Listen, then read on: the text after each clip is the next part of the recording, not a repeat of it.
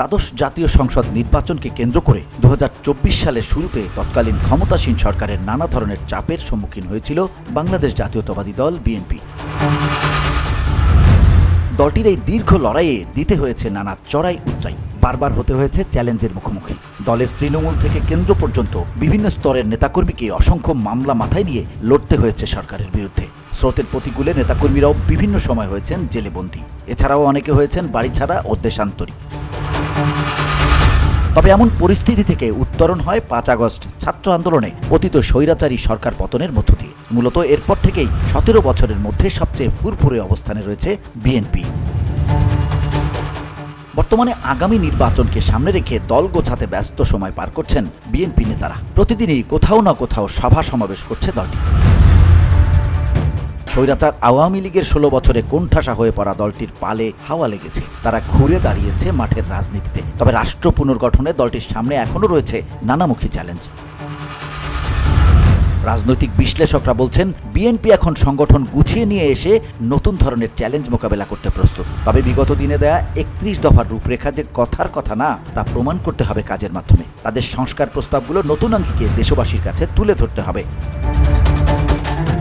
দুদকের মামলায় সাজাপ্রাপ্ত হয়ে 2018 সালের 8 ফেব্রুয়ারি কারাগারে পাঠানো হয় খালেদা জিয়াকে। পরে 2020 সালের 25 মার্চ তৎকালীন আওয়ামী লীগ সরকার শর্ত সাপেক্ষে তাকে সাময়িক মুক্তি দেয়। তারপর বিভিন্ন সময় তার মুক্তির মেয়াদ বাড়ানো হলেও শর্ত অনুযায়ী তাকে সব ধরনের রাজনৈতিক কর্মকাণ্ড থেকে বিরত রাখা হয়েছে। 5 আগস্ট আওয়ামী লীগ সরকারের পতনের পর 6 আগস্ট রাষ্ট্রপতির আদেশে মুক্তি পান খালেদা জিয়া।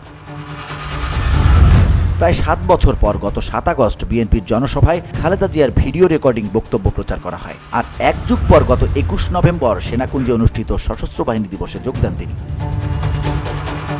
এইদিকে চলতি মাসের 25 তারিখ খালেদা জিয়ার ব্যক্তিগত সহকারী এবিএম আব্দুস সাত্তার জানান, বিএনপি চেয়ারপারসন খালেদা জিয়া উন্নত চিকিৎসার জন্য আগামী 7 জানুয়ারি লন্ডনে যাচ্ছেন।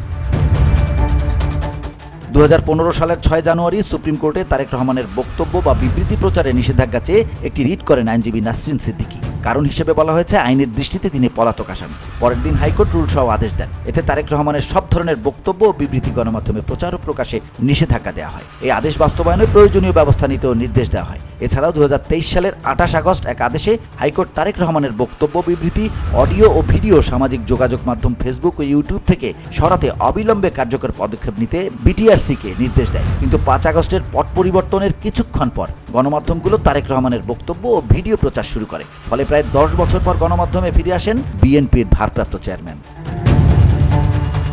চলতি বছরের 7 জানুয়ারি দ্বাদশ সংসদ নির্বাচন কেন্দ্র করে বিএনপির 35 সিনিয়র নেতাকে কারাগারে বন্দী রাখা হয়। এছাড়াও মধ্যম সারি ও তৃণমূলের অন্তত 30,000 নেতাকর্মীকে গ্রেপ্তার করা হয়। বিএনপি দেশবাসীকে নির্বাচনের ভোট বর্জনের আহ্বান জানিয়ে 6 জানুয়ারি ভোর 6টা থেকে 8 জানুয়ারি ভোর 6টা পর্যন্ত 48 ঘন্টার হরতাল পালন করে। এরপর 11 জানুয়ারি বিএনপির কেন্দ্রীয় কার্যালয়ে তালা দেয় আইনশৃঙ্খলা বাহিনী। পরে দীর্ঘ 75 দিন বন্ধ থাকার পর মূল ফটকের তালা ভেঙে প্রবেশ করেন বিএনপি ও অঙ্গ সংগঠনের নেতাকর্মীরা।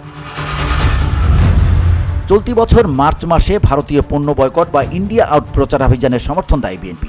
এছাড়া এই কর্মসূচিতে 63টি রাজনৈতিক দল ও জোটও সমর্থন দেয়। মূলত বিরোধী দলের অনুপস্থিতিতে চলতি বছরের জানুয়ারিতে অনুষ্ঠিত সংসদ নির্বাচনে পার্শ্ববর্তী দেশ ভারত আওয়ামী লীগের পক্ষ নিয়েছে। এমন অভিযোগে নির্বাচন পরপরই সামাজিক মাধ্যমে ভারতীয় পণ্য বয়কট বা ইন্ডিয়া আউট প্রচারাভিযান শুরু করে সোশ্যাল মিডিয়া ইনফ্লুয়েন্সাররা।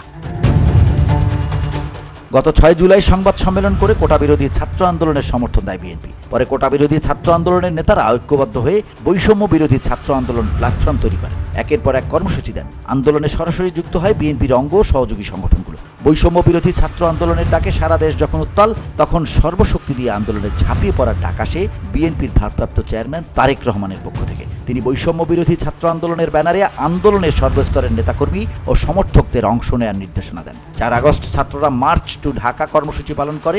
সেদিন ছিল আন্দোলনের একটি গুরুত্বপূর্ণ বাঁক। ওই দিন বিএনপি ও অঙ্গ সহযোগী সংগঠনের নেতাকর্মী ও সমর্থকরা মাঠে থেকে বড় ভূমিকা পালন করেন। গণঅভ্যুত্থান পরবর্তী সময়ে তারেক রহমানের দূরদর্শিতা, নানা দিক নির্দেশনা, বক্তব্য, ইতিবাচক মানসিকতা, সহনশীলতা, ধৈর্য ও ভবিষ্যৎ পরিকল্পনা সাধারণ মানুষ সহ সব মহলে প্রশংসা কুড়িয়েছে। বিশেষ করে 5 আগস্টের পরপর ভারপ্রাপ্ত চেয়ারম্যানের কঠোর নির্দেশনা, দূরদর্শী নেতৃত্ব এবং প্রতিহিংসার পরিবর্তে সহনশীল রাজনৈতিক কারণে শান্তি শৃঙ্খলা বজায় থাকে সারা দেশে। সে সময় খালেদা জিয়া ও তারেক রহমানের নির্দেশে আইন শৃঙ্খলা রক্ষাকারী বাহিনী শূন্য দেশে পাড়া মহল্লায় পাহারা দিয়েছেন নেতাকর্মীরা। এছাড়া তারেক রহমান দলের শৃঙ্খলা বিরোধী কর্মকাণ্ডে জড়িতদের বিরুদ্ধে কঠোর পদক্ষেপ গ্রহণ করেন। ছাত্র জনতার অভ্যুত্থানের পর ভিন্ন রকম এক চ্যালেঞ্জের মুখে পড়েছে বিএনপি। আগামী নির্বাচনের আগে রাষ্ট্র সংস্কারের ব্যাপারে নিজেদের প্রস্তাবনা ও দলীয় নেতাকর্মীদের কর্মকাণ্ড দিয়ে জনগণের আস্থা অর্জন করতে হবে দলটিকে। নির্বাচনে সুস্থ গণতান্ত্রিক প্রতিযোগিতায় জামায়াত ইসলামী সহ বৈষম্য বিরোধী আন্দোলনের ছাত্র তরুণদের সম্ভাব্য নতুন দলের মুখোমুখি হতে হবে। একই সঙ্গে বিএনপিকে অন্তর্বর্তী সরকারের সঙ্গে সুসম্পর্ক রেখে অবাধ, সুষ্ঠু ও গ্রহণযোগ্য নির্বাচনের দিকে নিয়ে যেতে হবে দেশকে। VOD Bangla news desk.